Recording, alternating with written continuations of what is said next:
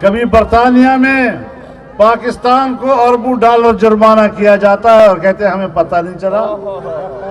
کبھی ملائیشیا میں ہمارا جہاز روک لیا جاتا ہے، کہتے ہیں ہمیں پتہ نہیں چلا. یہ تمہاری خارجہ پالیسی ہے. اس خارجہ پالیسی کی بنیاد پر تم نے پیسے اس مقصد کے لیے لیے تھے.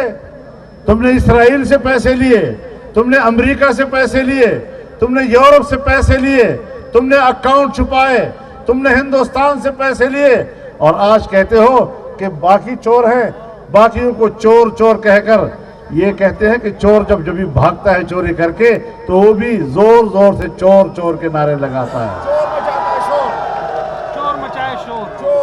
یہ بھاگتا ہوا چور مچائے شور والا آدمی ہے. اس کی ساری حقیقتیں قوم کے سامنے آئیں گی. مجھے افسوس ہے کہ 8-10 سال پہلے جب میں نے آپ کو ان کی حقیقت بتائی تھی، اگر آپ اس وقت میری بات مان لیتے تو آج یہ قوم اس کرب سے نہ گزر رہی ہوتی.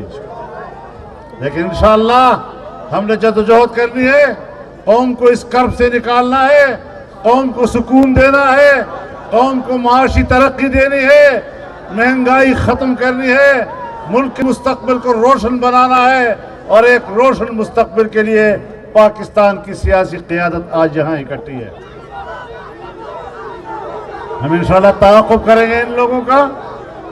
حالات میں گرمی لائیں گے.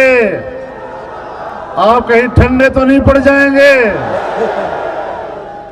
ٹھنڈا نہیں پڑنا. ہم نے گرم جوش ہو کر میدان میں رہنا ہے.